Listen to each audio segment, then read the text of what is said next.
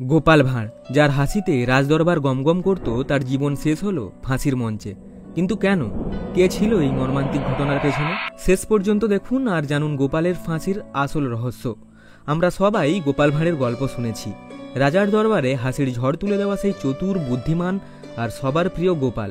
কিন্তু যদি আমি বলি এই হাসির মানুষটির জীবন শেষ হয়েছিল একটি ট্র্যাজেডিতে, যদি বলি গোপাল ভাঁড়কে ফাঁসি দেওয়া হয়েছিল, আজ আমরা জানবো কে দিয়েছিল গোপালের ফাঁসি আর কেন। এমন একটা গল্প যা আপনার মন ভাঙবে, চোখে জল আনবে। তাই শেষ পর্যন্ত থাকুন আমাদের সঙ্গে। গোপাল ভাঁড় ছিলেন কৃষ্ণনগরের রাজা কৃষ্ণচন্দ্রের দরবারের এক রত্ন। তিনি ছিলেন সাধারণ গ্রামের মানুষ, কিন্তু তার বুদ্ধি আর হাস্যরসের জন্য রাজার প্রিয়পাত্র হয়ে উঠেছিলেন। গোপালের একটা কথায় রাজা হাসতে হাসতে গড়িয়ে পড়তেন, আর প্রজারাও তাকে ভালোবাসত। কিন্তু এই হাসির আড়ালে লুকিয়েছিল একটা গভীর দুঃখ। গোপালের জীবনে এমন একটা ঘটনা ঘটল যা তার সব হাসি কেড়ে নিল। রাজার দরবারে একজন মন্ত্রী ছিলেন, নাম ধরুন বিশ্বাসঘাতক মন্ত্রী হরিচরণ। তিনি গোপালের জনপ্রিয়তা সহ্য করতে পারতেন না। গোপালের প্রতিটি কথায়, প্রতিটি হাসিতে তার মনে জ্বলত ঈর্ষার আগুন। তিনি ঠিক করলেন গোপালকে দরবার থেকে সরিয়ে দেবেন, যে করেই হোক। একদিন রাজার কাছে একটি গোপন চিঠি পৌঁছায়।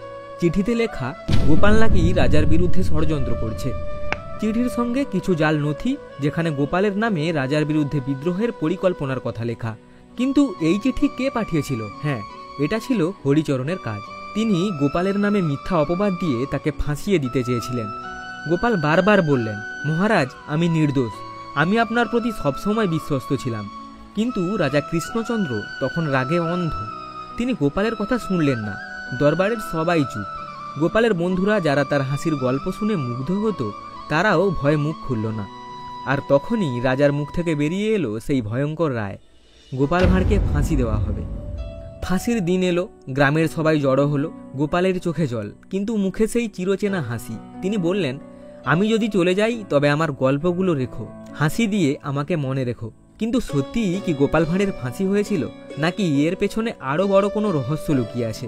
কেউ কেউ বলে হরিচরণই ছিল এর পেছনে, কেউ বলে রাজা নিজেই পরে অনুতপ্ত হয়েছিলেন।